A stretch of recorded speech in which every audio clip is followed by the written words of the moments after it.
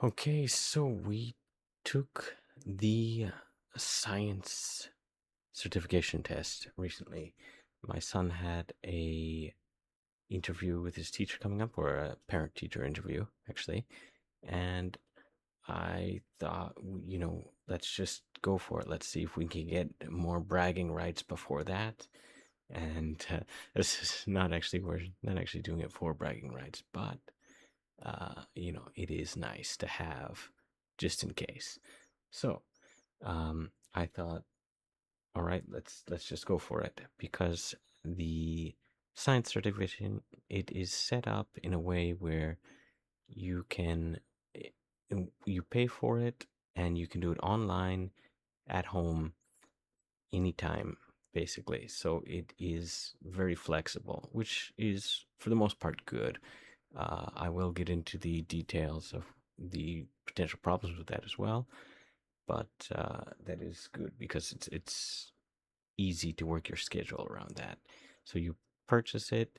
It is a little bit expensive, but all the certifications these days are pretty expensive. So you purchase it, and then you have 3 days to decide if you want to take the test or not, or rather, you have 3 days to take the test or not. And if you don't take the test, your poof, money vanishes. So it's kind of like going to an actual test place, except you don't have to go anywhere. So technically, it is better than that since you have a little bit of leeway time.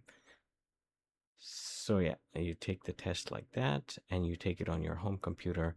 And I was sure to mail the test administrators beforehand to check like how much help can the parent or guardian give the child, and um, the way they responded sounds like it's relatively lenient. You can read out the questions to them.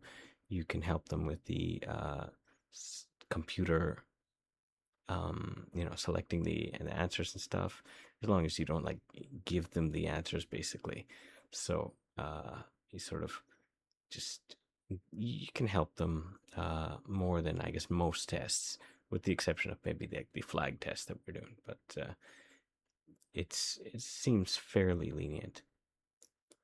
But that also kind of brings me to the potential downside, or one potential downside of this certification, is that um, because it's so lenient and they don't check how you do the test at home. They don't have any monitoring system that they want you to put on your computer, watch you with a camera, record, or anything like that. So it's very free and easygoing in that manner, but it could potentially put into question the legitimacy of the rank that you actually end up obtaining in that way, which I think could be fair criticism, although that is only if we were under the idea that a lot of people would be dishonest with how they're taking the test.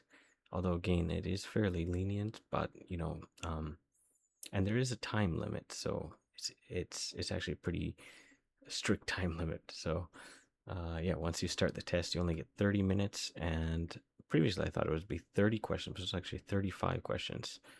So yeah, anyway, the I was just saying that the one potential downside to that flexibility is that it could bring into question the legitimacy, and I don't know if they change that to have some sort of like monitoring software, or actually make you go to a location at the higher levels of the tests. Um, but for the low levels, it is flexible anyway. And I guess when it comes to younger kids, that's actually pretty good, in my opinion. If it is just for the younger kids, that's actually really good, probably. So, it was 35 questions, 30 minutes, which is very strict because some of the questions were kind of long, and there was a couple of questions they asked you to watch like a video, and the video would have maybe like a video of like some trees and some bugs or something, and then they'd ask you, what season is this? And then the follow-up question, the next question, so two questions here, would be and what evidence do you have for this, basically? So, what observation do you have to determine what season it was? So, the first one, uh, you'd see video of maybe some like green tree and some bug on the tree, and then the second question, or then they'd ask you like what season it is and give you four options, and that's one thing. So almost all the questions, so 33 out of 35 questions were multiple choice. Most of them had either three or four possible answers, so that makes it much easier as well for these lower level tests. Anyway, yeah, they ask you what season it is. You would select the season, and then in the next question, they would ask you what your evidence for that was, and like they would say because of the color of the trees, or because of the weather, or because of the particular bug that is found. And in this case, I think the answer was the bug, because um, these certain types of bugs only come out certain types of the year, and I kind of decided, or my son and I decided, that we should work through uh, the life studies um, papers that we were doing as quickly as possible, when we thought that, okay, we'll take this test in the near future. So a lot of those were actually about like bugs and flowers and stuff, and a lot of bug and plant questions actually came up on the test. So it was good that we went through those as well. We also read through the study book and the practice question book each like 3 times. And I brought the study book up on this channel previously, and it had like Planck's constant and some crazy equations and everything. And it was aimed at grade 1 to 3 elementary school students. And fortunately, for the sake of passing the test, I have up on screen here the level 11. Let me actually just get this here. So level 11. I wish they made this kind of bigger, actually, because all the certificates look pretty much the same. So yeah, we got the level 11 here. And um, so it's kind of spoiler alert. We got at least 70 points, as you see on the screen here. And I'll reveal a little bit more in a moment. But yeah, the I completely forgot what I was saying, but that's okay. I'll just kind of move on. So, yes, that's right. The Planck's equation, Planck's constant, and some very difficult things that were in the study book, but no questions of quite that difficulty showed up on the book. There was one part in the book where it talked about the coronavirus and the viral infection of that, and there was a related question on the test that asked basically what the name of a type of virus that changes its ability to infect over time. And surprisingly, my son knew that immediately, and I was surprised. I mean, I had to read out the answers to him because there was quite a few kanji in there that he couldn't yet read. Uh, they they don't really pull punches with the kanji, but they do have like a little thing at the side where they have the reading of a lot of the words that they think are difficult, which is definitely useful. But if you were actually to go through and read those all yourself and didn't know all the words and had to look at them at the side and then go back, you definitely wouldn't make that 30-minute time slot through all the questions. So, um, yeah, he knew that immediately. And then on the we also had the practice question book that I showed on this channel earlier as well, and in there we had much easier questions like is if you have a glass of water with ice in it, which is heavier, the ice or the water, basically. And other questions like regarding magnets, the north pole of a magnet, if you put it to a compass, the south part of the compass points towards the north part of the magnet, and so on. There was a lot of questions related to those things, as well as wind turbines and wind in general. Some about the weather, and some of them were relatively easy that my son knew immediately. Like if there's a bunch of waves on the water, what does this mean for the wind? It's a There's no wind that day. The wind is you know gentle, or the wind is strong, or basically I think it was something like 3 questions, maybe 4, but the waves in the image that they showed were big, so the wind was strong, not so hard. There were a couple questions that kind of he had to take a lot of time to think, which did make it a little bit difficult. We did pretty much run out of time at the end, but one of the questions that surprisingly, not surprisingly per se, but there is actually kind of, I think, caught him off guard, and me a little bit too. I think it was a really good question, actually, but a very simple one, aimed towards elementary kids. But a very good question was, if you have a glass of water and ice in a warm room and that ice melts, what happens to the weight of the glass and its contents? Does it get heavier, lighter, no change? And I think there's actually a fourth option. I can't remember right now, but um, previously in practice questions, and there was a similar question to practice questions on the actual test as well, where they asked us if like the ice or the water is which one's lighter, and determining that ice is lighter than water. And then, at that point, I think my son already had that in his head that if the ice melts, it becomes water. But to him, maybe ice might have been um, lighter than water or heavier than water, and he was kind of like speaking to himself, kind of trying to figure it out. Like, which is it heavier? Is it the same? Is it lighter? And even I started thinking, well, what if we have like evaporation or condensation or all these little things? It could have minor fluctuations in the weight or everything. But when I sort of came back and thought, okay, this is for younger elementary age students, they're probably not going to go too deep into that, so we can kind of guess the answer there. And there was other questions about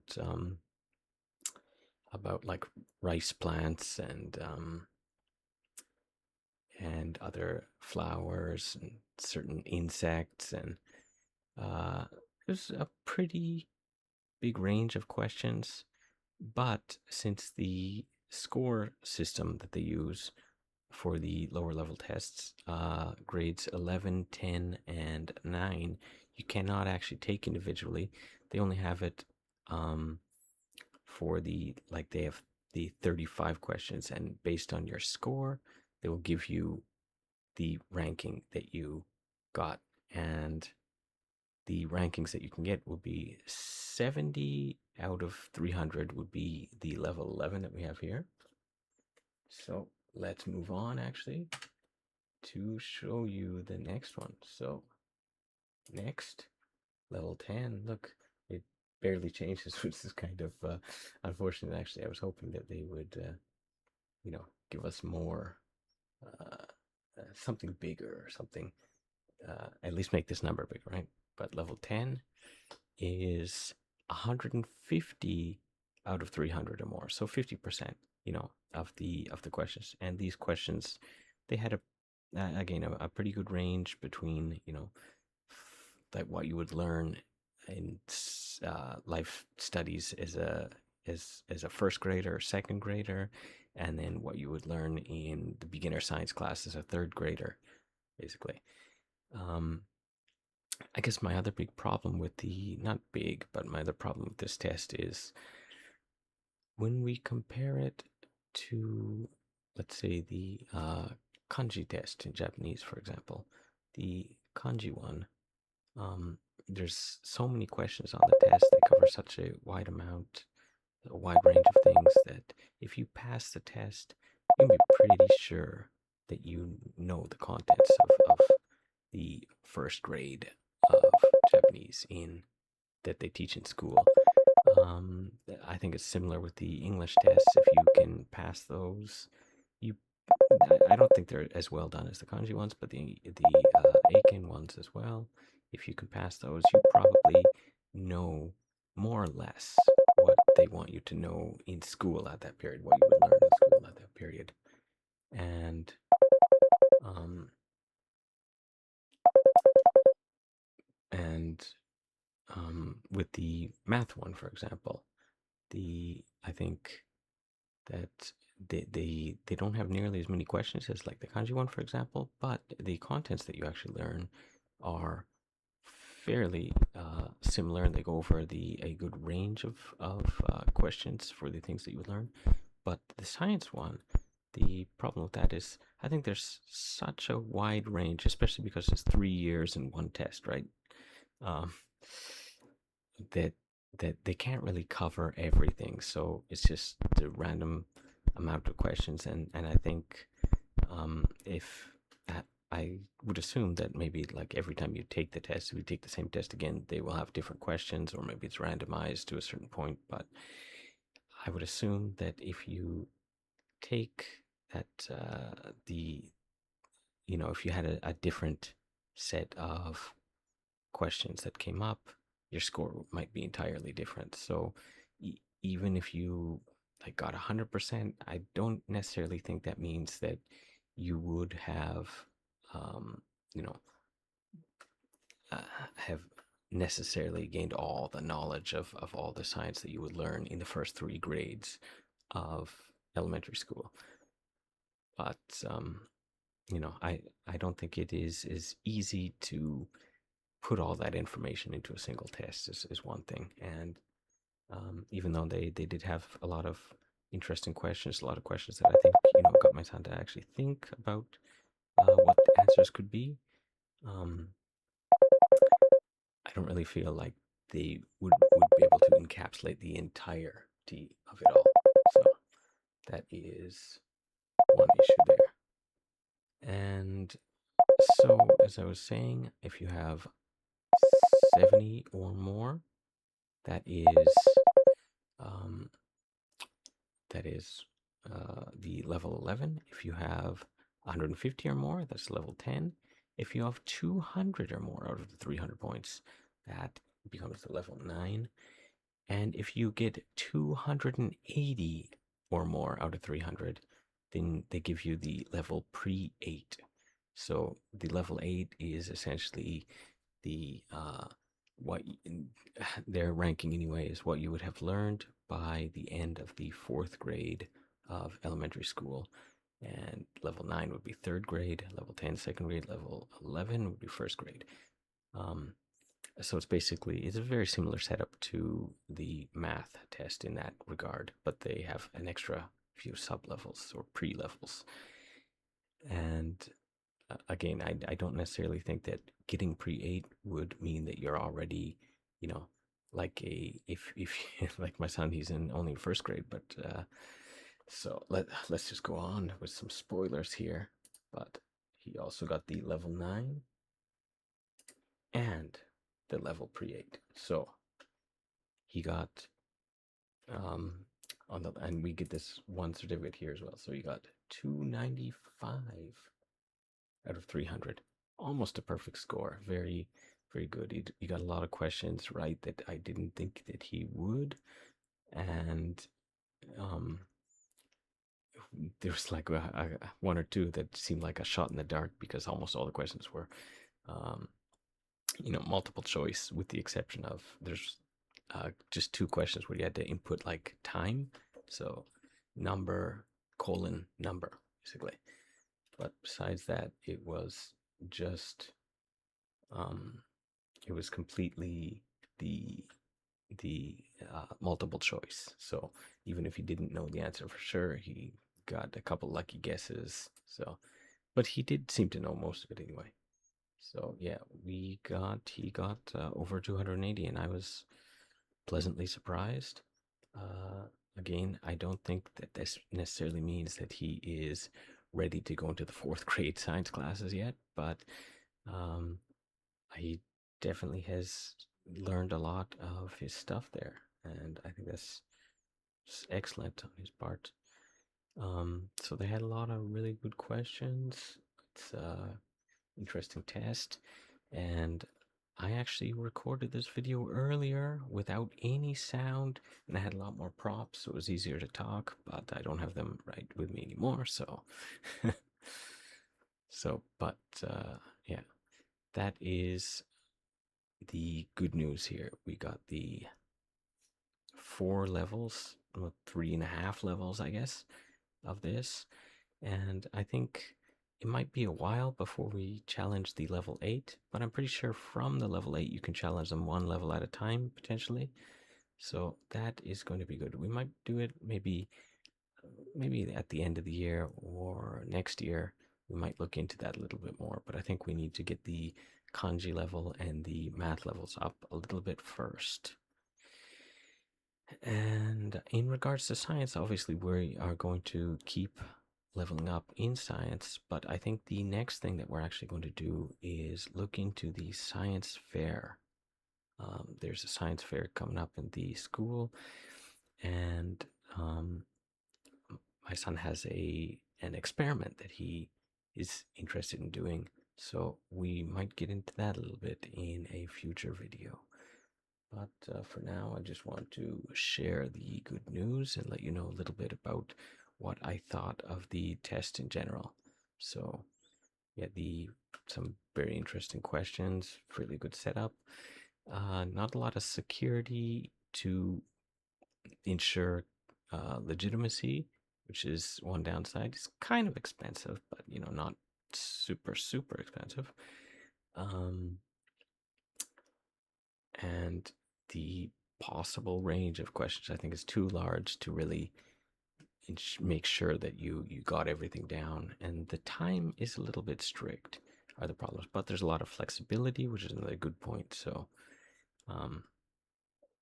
yeah, overall I think it's not nearly as powerful as like the kanji and English and math test, but this probably is like fighting for the number 4 place in tests that kids can do as well that actually relate to their school studies directly.